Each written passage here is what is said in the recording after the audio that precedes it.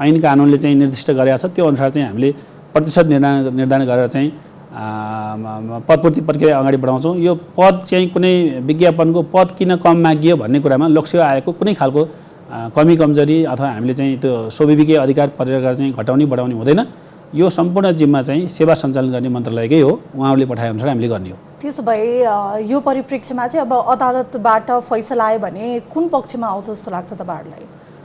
यहाँले भन्नुभएको चाहिँ यो सम्मानित अदालतको आदेश त हामी सबैले मान्नै पर्ने हुन्छ। अदालतले पनि निर्णय गर्दा विभिन्न आधारहरू अवलम्बन गर्नुहुन्छ, उहाँहरूले पनि तथ्य प्रमाण पुष्टिहरू हेरेर चाहिँ गर्ने हुन्छ र अदालतले जसरी चाहिँ आदेश आयो त्यो अनुसार हामीले कार्यान्वयन गर्छौँ। जस्तै केही पदमा हाम्रो विगतको प्र्याक्टिस हेर्दाखेरि चाहिँ विगतको अनुभव हेर्दा केही पदमा हाम्रो विज्ञापन जुन चाहिँ प्रक्रिया अगाडि बढाएको छ त्यही अनुसार अगाडि बढाउनु भन्ने र त्यो व्यक्तिको जुन माग हुन्छ कुनै विज्ञापनमा कम सिट माग गरियो थप गरी पाऊँ भने त्यो रिट निवेदन खारेज हुने ठहर छ भनेपछि हामीले फेरि त्यो आदेश चाहिँ हामी कहाँ नि आउँछ र त्यो खास चाहिँ त्यो सेवा सञ्चालन गर्ने मन्त्रालयसँग सम्बन्धित हो। त्यो मन्त्रालयले त्यही अनुसार चाहिँ प्रक्रिया अगाडि बढाइदिए हुन्छ भनेपछि हामी त्यसरी पनि अगाडि बढाएका छौँ।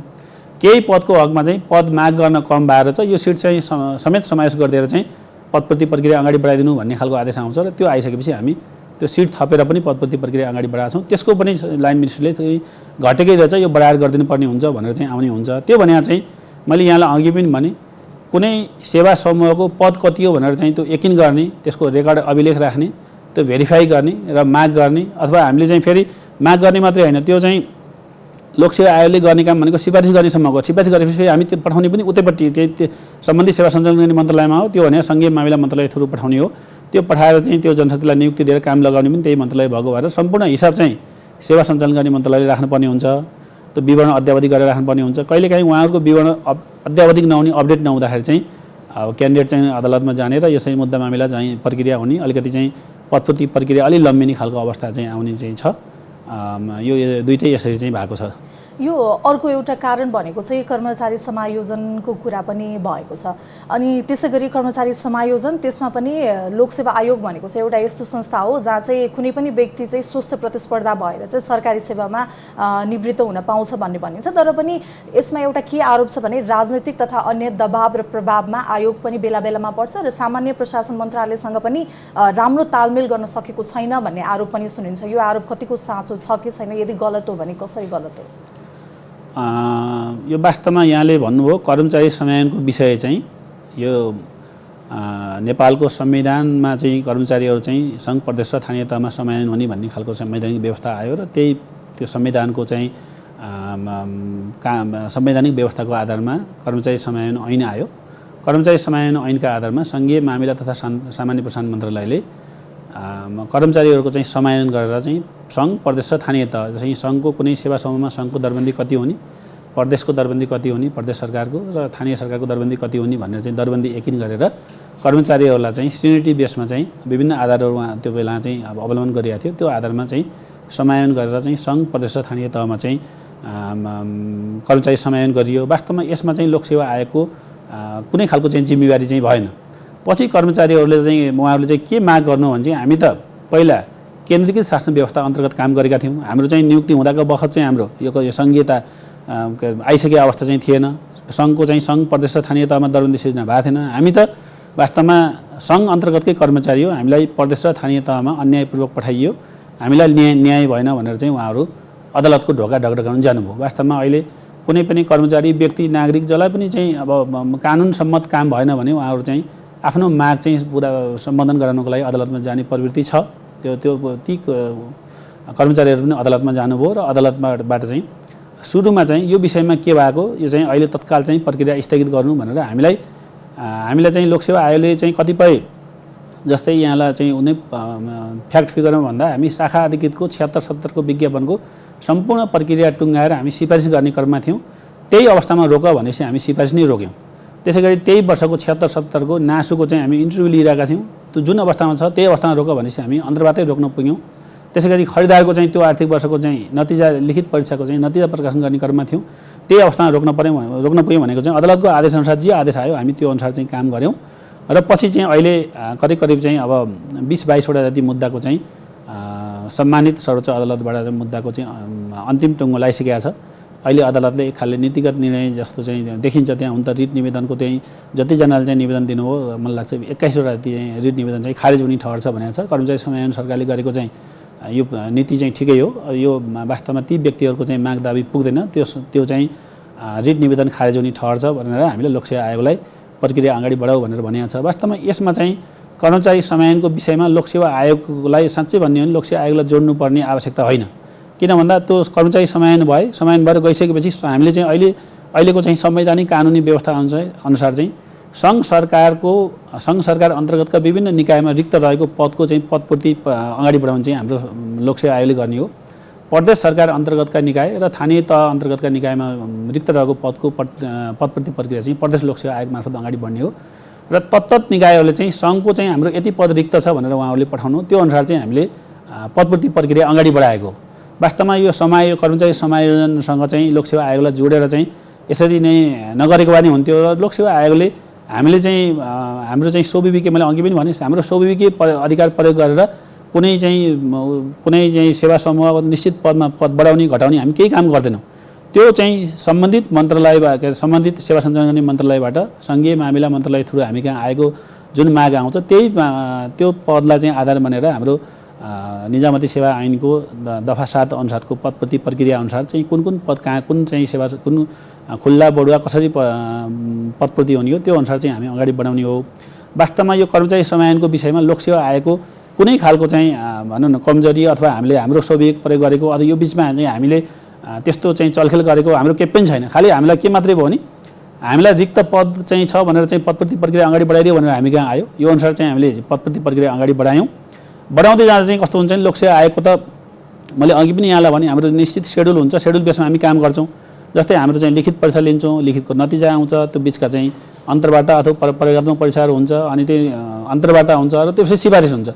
त्यो हाम्रो चाहिँ जो रिट निवेदन जानु हो उहाँहरूलाई चाहिँ कस्तो चाहिँ उहाँहरूलाई महसुस भयो जस्तो लाग्छ भन्दा चाहिँ लोकसेवा आयोगले त क्यालेन्डर बेसमा काम गर्छ। तत्काल हामी लोकसेवा आयोगलाई विपक्षी बनाएनौँ भने त यो पदपूर्ति प्रक्रिया अगाडि बढ्छ।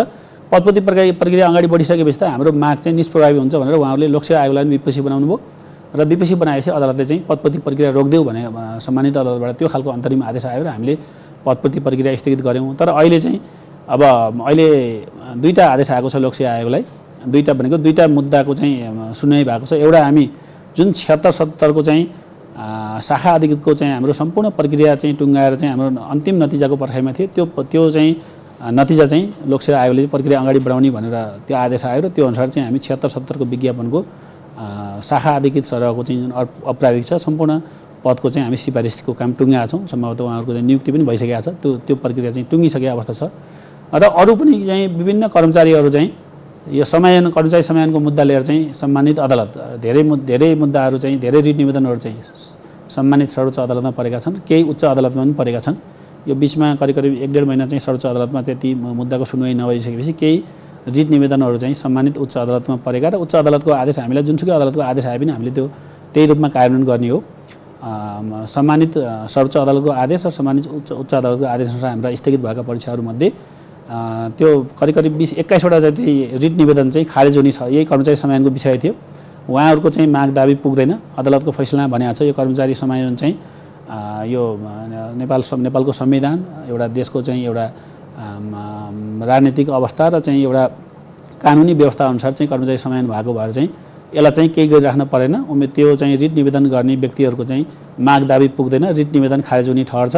र अब कानुन बनाउँदाखेरि यो हाम्रो समायोजन भएको कर्मचारीहरूको पनि अन्याय महसुस नहुने गरी वृत्ति विकासका व्यवस्थाहरू अलिक फराकिलो खालको व्यवस्था गरेर उहाँहरूलाई भौगोलिक क्षेत्रको अनुभव पनि दिलाउन मिल्ने र अरू वृत्ति विकासका व्यवस्थाहरू राखेर कानुन बनाएर अगाडि बढाउनु भन्ने खालको अदालतको आदेश भयो र त्यो 20-21वटा रिट निवेदन चाहिँ खारेज हुने ठहर छ भनेर सम्मानित अदालतबाट फैसला भइसकेको छ।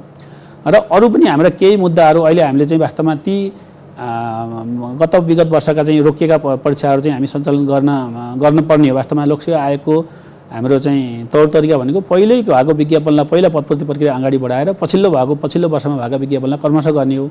तर अहिलेको आजको मितिमा पनि केही रिट निवेदन करिब 15-18-20 ठ्याक्क सङ्ख्या मलाई थाहा भएन, 18-20वटा रिट निवेदन चाहिँ अहिले पनि छन्। जस्तै अस्तिको चाहिँ रिट निवेदनमा एक खालले चाहिँ नीतिगत जस्तो देखिन्छ, तर त्यसमा चाहिँ 21वटा जति रिट निवेदन चाहिँ खारेज हुने ठहर छ भनेको छ। अरू चाहिँ बाँकी रिट निवेदन के गरे त त्यसको चाहिँ नीतिगत निर्णय गर्ने हो भने पनि सम्मानित अदालतबाट ती सबै विषयहरू चाहिँ एकै ठाउँ ल्याएर यो समयायनको विषयमा एक खाले चाहिँ यो फैसला भइसकेको भएर यो विषयमा केही गर्न परेन भन्ने खालको आदेश आयो भने चाहिँ हामी त्यो अनुसार चाहिँ त्यो पदपति प्रक्रिया अगाडि बढाउन सक्ने भयौँ। त्यो भएर चाहिँ अझै पनि हाम्रा केही रिट निवेदनहरूले त्यो चाहिँ हामीलाई पदपति प्रक्रिया अगाडि बढाउन चाहिँ अप्ठ्यारो भएको भएर हामी केही समय अझै वेट एन्ड सीमा छौँ र त्यो आदेश आइसकेपछि आएको निर्णय गरेर हामी यही कार्यतालिकाको बिचमा ती परीक्षाहरूलाई पनि सँगसँगै गर्ने गरी चाहिँ हामी अगाडि बढाउँछौँ भन्ने खालको चाहिँ सोच आएको रहेको छ। यी विषयहरूमा चाहिँ जस्तो कि आयोगलाई विपक्षी नबनाउँदा हुने हो भनेर यहाँले भन्दाखेरि यसरी तर्कहरू प्रश्न नै रहँदाखेरि पनि सबै तर्फबाट चाहिँ आयोगलाई विपक्षी बनाएर यति धेरै मुद्दाहरू दायर हुनुपर्ने, यसरी झन्झटमा फस्नुपर्ने के कारणले गर्दा होला? किनकि यसको असर त लाखौँ लोकसेवाको तयारी गरिरहेको विद्यार्थीहरूको भविष्यमा समेत पर्ने देखियो। तपाईँहरूको क्यालेन्डर पनि एउटा परीक्षा स्थगित हुँदैमा त्यसले त एउटा चेन नै ब्रेक गर्छ नि त पछि गएर। यहाँले भन्नुभएको ठिकै हो। वास्तवमा मैले अघि पनि भने लोकसेवा आयोगलाई विपक्षी नबनाएको भए नि हुन्थ्यो। यहाँ मैले अघि पनि भने उम्मेदवारहरूलाई कस्तो हुँदो रहेछ भन्दा लोकसेवा आयोगलाई विपक्षी बनाएन भने आयोगले त एउटा कार्यतालिकामा काम गरिरहेको हुन्छ र त्यो चाहिँ लोकसेवा आयोगले पदपति प्रक्रिया गरेर सिफारिस गरिसक्यो भने त उहाँहरूको माग चाहिँ एक खाले निष्प्रभावी जस्तो हुने भयो। मागेर हामीले सिफारिस गऱ्यौँ भने त नियुक्ति पाउँछ, कर्मचारी चाहिँ कार्यक्षेत्रमा गएर खटिसकेका हुन्छ। त्यो अवस्थामा चाहिँ तत्काल यदि रोकिएन भने हाम्रो चाहिँ माग चाहिँ सम्बोधन हुन्न। त्यो भएर अन्तरिम आदेश तत्काल चाहिँ रोक्न अन्तरिम आदेश जारी गरी पाऊँ भनेर त्यो उम्मेदवार त्यो हाम्रो कर्मचारीहरू जो चाहिँ मर्कामा पऱ्यो भन्ने उहाँहरूले महसुस गर्नु हो, त्यो निवेदन लिएर चाहिँ अदालतमा जाने। अदालतले पनि अब यो वास्तवमा के हो, किन अदालतमा गएका विषयहरू पनि ठिक हो कि होइन, उहाँहरूको माग यदि सम्बोधनै गर्नुपर्ने हो भने त भोलि काम भइसकेपछि त त्यो गाह्रो हुन्छ। त्यो भएर अहिले तत्काल चाहिँ रोकिराख्नु भन्ने खालको चाहिँ आदेश आउने र त्यो आएपछि हामीले रोक्नै पर्ने हुन्छ। यसमा त मैले यहाँलाई प्रष्टै भने, किन भन्दा कर्मचारी समायोजनको विषय लोकसेवा आयोग चाहिँ लाई विपक्षी बनाउनु पर्ने विषय होइन। यो सङ्घीय मामिला मन्त्रालयले गरे हो, सरकारको आवश्यकता अनुसार गऱ्यौँ भनेर उहाँहरूले कुन सङ्घ सरकारको अन्तर्गत चाहिँ कति दरबन्दी स्वीकृत भयो, प्रदेशमा कति भयो, स्थानीय तहमा कति भयो, त्यो एउटा एक खालको दरबन्दीको रेसियो चाहिँ पद वाइज चाहिँ सेवा समूह वाइज चाहिँ दरबन्दीहरू यकिन गरेर त्यो दरबन्दीमा कर्मचारीहरूलाई चाहिँ नोटिस गरेर चाहिँ त्यो कर्मचारीलाई समायोजन चाहिँ सङ्घीय मामिला मन्त्रालयले गर्यो र त्यो समायोजन भइसकेपछि रिक्त पदमा प्रतिशत के अरे पदपूर्ति गर्दैन भनेर हामीलाई अनुरोध आयो र त्यो आधारमा हामीले गरे हो। लोकसेवा आयोगको चाहिँ यो विषयमा जोडिराख्नुपर्ने विषय चाहिँ मलाई छ जस्तो लाग्दैन। किन भन्दा यो लोकसेवा आयोगले त मैले यहाँलाई अघि पनि भने सरकारको अनुरोधमा जनशक्ति आपूर्तिको व्यवस्था गरिदिने हो। जस्तै यहाँलाई थाहा होला 1 वर्ष चाहिँ हामी जनशक्ति आपूर्तिको व्यवस्था गरेनौँ। अब किन भन्दा सरकारबाट त्यो खालको मागै आएन। कर्मचारी समायोजन हुँदाको वर्ष चाहिँ हामी दरबन्दी यकिन गर्दैछौँ, अहिले चाहिँ दरबन्दी यकिन नहुँदासम्म यो वर्ष चाहिँ हामी पदपूर्ति गर्दैनौँ भनेर एक आर्थिक वर्षमा चाहिँ सरकारबाट मागै आएन। हामीले के अरे यो जनशक्ति आपूर्तिको व्यवस्थै गरेनौँ भने चाहिँ हामी त सरकारको मागको आधारमा जनशक्ति आपूर्ति गर्ने निकाय हौँ। मैले अघि पनि भने त्यो सेवा समूह वाइज चाहिँ दरबन्दी यकिन गर्न चाहिँ सेवा सञ्चालन गर्ने मन्त्रालयले गर्छ। सङ्घीय मामिला मन्त्रालयले सबै भेरिफाई गरेर हामी कहाँ पठाउने हुन्छ र हामीले त्यो भेरिफाई गरेर पठाएको आधारमा हामीले पदपूर्ति प्रक्रिया अगाडि बढाउने हो। र यो समायोजनको विषयमा लोकसेवा आयोगको कुनै खालको कमी कमजोरी छ अथवा हामीले चाहिँ यो उम्मेदवारलाई चाहिँ यो अप्ठ्यारो पार्ने गरी काम गरेका छौँ जस्तो लाग्दैन। हामी त वास्तवमा लोकसेवा आयोगले सरकारको अनुरोधको आधारमा हामी जनशक्ति आपूर्ति गर्ने हो। हामी लोकसेवा आयोगको चाहिँ प्रतिस्पर्धा खुल्ला हुन्छ। हामीले पहिले चाहिँ हाम्रो मैले यहाँलाई भने वार्षिक कार्यतालिका पनि हामी पहिले चाहिँ प्रकाशन गरिसकेका हुन्छौँ। हाम्रो सिलेबस चाहिँ हाम्रो लोकसेवा आयोगको परीक्षार्थीलाई चाहिँ कुन पदको पाठ्यक्रम के हो, के मेटेरियल पढ्नुपर्छ भन्ने हामी अलरेडी वेबसाइटमा हामी दिइसकेका हुन्छौँ। उहाँहरूले चाहिँ तयारी गर्ने र ओपन छ, यो कुन समयमा जाँच हुन्छ पनि भनेको छ। त्यो अनुसार तयारी गरेर आउनुलाई पर्याप्त समय पनि हुन्छ र त्यो अनुसार चाहिँ हामी काम गरिरहेछौँ। उम्मेदवारलाई चाहिँ अप्ठ्यारो पर्ने गरी अहिले यो केही कानुनी जटिलता अब भनौँ न अलिकति अदालतमा मुद्दा विचाराधीन भएर अदालतको आदेशले त हामीले चाहिँ रोक्नै पर्ने हुन्छ। त्यो रोक्नु परेको अवस्था र कोभिडको कारणले गर्दा अलिक विषम परिस्थितिले गर्दा अलिक अप्ठ्यारो जस्तो भनौँ न परीक्षाहरू चाहिँ सेड्युल बेसमा भएनन् कि भन्ने अवस्था चाहिँ आएको हो। अब एक खालले यो दुईटै विषय चाहिँ अहिले अब कोभिडको चाहिँ लहर पनि घट्दै गएपछि हामीले परीक्षाहरू चाहिँ त्यसलाई चाहिँ अब के अरे हामी चाहिँ परीक्षाहरू चाहिँ फागुन 1 देखि चाहिँ सुचारू गर्ने भनेर चाहिँ हामी क्यालेन्डर निकालिसकेका छौँ।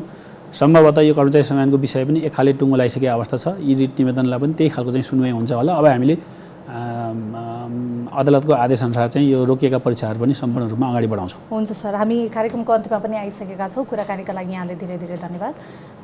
हस्, यहाँलाई पनि यहाँको चाहिँ लोकप्रिय टेलिभिजन मार्फत लोकसेवा आयोगले गरेका कामहरू अलिकति यो उम्मेदवारलाई अन्यल जस्तो पनि थियो, कसरी परीक्षा सञ्चालन हुन्छ अथवा यो विषयमा के हो भन्ने खालको कुराहरूमा यहाँ लोकसेवा आयोगको धारणा यहाँहरूको चाहिँ यो टेलिभिजन मार्फत चाहिँ राख्ने चाहिँ अवसर दिनुभयो र सम्पूर्ण उम्मेदवारहरूलाई चाहिँ मैले पुनः के अनुरोध गर्न चाहन्छु भने हाम्रा परीक्षाका चाहिँ हाम्रा कार्यतालिकाहरू चाहिँ सार्वजनिक भइसकेका छन्। यहाँहरूले चाहिँ तयारी गरेर आफूले कुन पदमा परीक्षा दिने हो त्यो अनुसार चाहिँ तयारी अवस्थामा राख्न पनि म अनुरोध गर्छु र जुन लोकसेवा आयोगको एउटा भोइस चाहिँ यहाँले चाहिँ राख्ने अवसर दिनु, यसको लागि पनि यहाँलाई धन्यवाद दिन चाहन्छु। धन्यवाद। हुन्छ, हस्। दर्शकवृन्द, आजको श्रृङ्खला यहीँ सकेको छ। आज हामीसँग आजको श्रृङ्खलामा हुनुहुन्थ्यो लोकसेवा आयोगका प्रवक्ता तोय नारायण सुवेदी। आजको श्रृङ्खला यहीँ सकिएको छ। हामीलाई पनि बिदा दिनुहोस्। नमस्कार।